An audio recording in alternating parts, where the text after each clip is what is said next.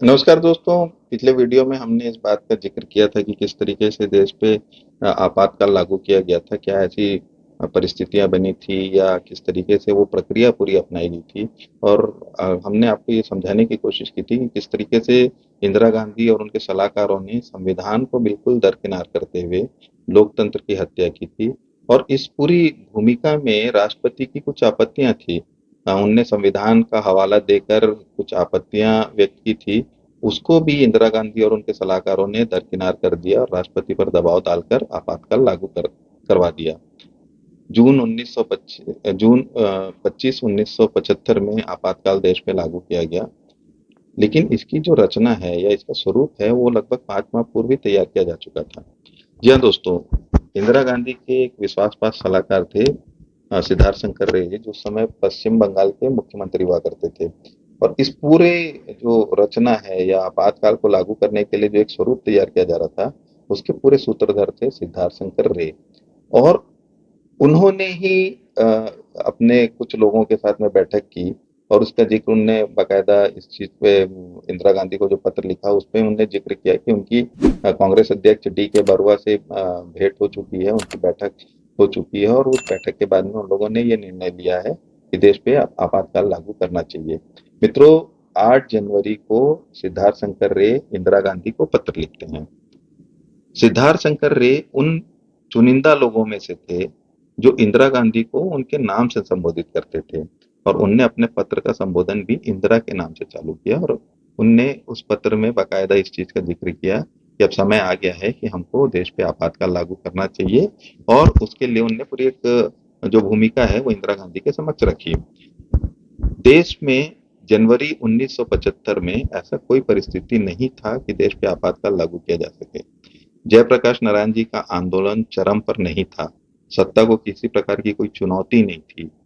देश में उस समय ऐसी कोई परिस्थिति नहीं थी कि देश पे आपातकाल थोपा जा सके। लेकिन इसके बावजूद एक घटना ऐसी हुई जिसको लेके पूरी कांग्रेस की सरकार या इंदिरा गांधी और उनके सलाहकार विचलित थे। वो थी 3 जनवरी को ललित नारायण जी की हत्या, जो उस समय तत्कालिक रेल मंत्री हुआ करते थे और उनपे करप्शन के कुछ चार्जेस थे। उनको लेके उनको पार्लियामेंट में घेरा गया, सांसद में उनको विपक्षों दलों ने घेरा और उनकी अचानक हत्या हो गई। हत्या हो गई। उस हत्याकांड के बाद में जो राजनीतिक विवाद की स्थिति निर्मित हुई, उसको लेके इंदिरा गांधी कहीं ना कहीं से विचलित थी। इंदिरा गांधी ललित नारायण की हत्या को राष्ट्रीय स्वयंसेवक संघ, आनंद मार्ग, इन सब अपने विरोधियों के साथ में जोड़ने की कोशिश कर रही थी।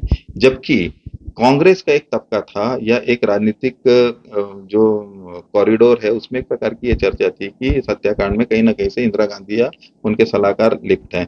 ये एकमात्र घटना थी जिसको लेके कांग्रेस, इंदिरा गांधी, उनके सलाहकार बड़े विचलित थे और उसके कारण ये पूरी भूमिका बनाने की कोशिश की गई कि जनवरी में ही आपातकाल लागू कर दें।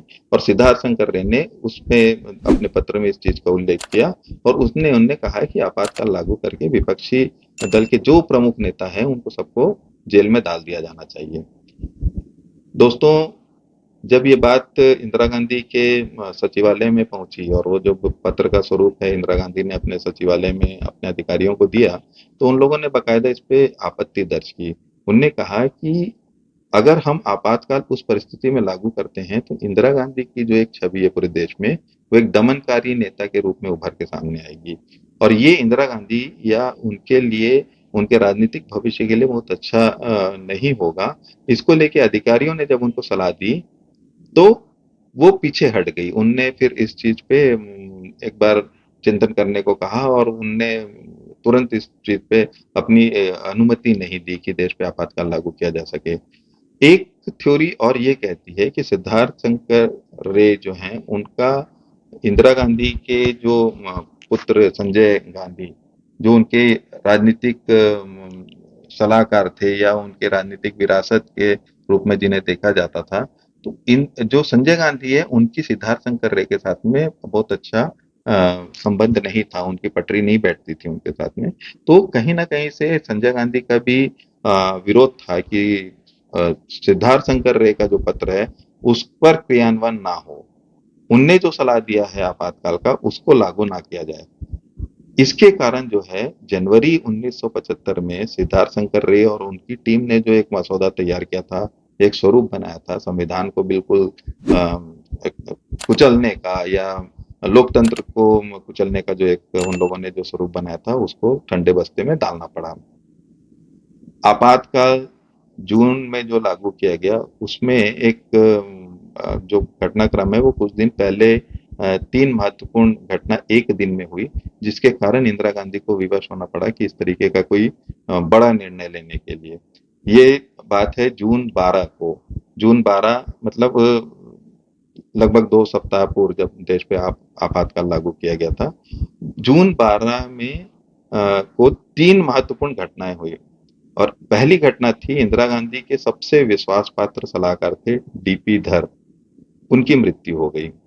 उसके बाद में गुजरात में जो कांग्रेस की सरकार थी चिमन भाई के नेतृत्व में, वो सरकार सत्ता से अलग हो गई। कांग्रेस को पूरी तरीके से पराजय का सामना करना पड़ा गुजरात में। और तीसरी घटना थी इलाहाबाद हाई कोर्ट का वो निर्णय जो इंदिरा गांधी को चुनाव में धांधली के आरोप में उनके खिलाफ में जो निर्णय इलाहाबाद हाई कोर्ट ने दिया था, उसका जो जजमेंट उस दिन आया। ये तीन ऐसा घटनाक्रम था जिसको लेके इंदिरा गांधी विचलित हुई।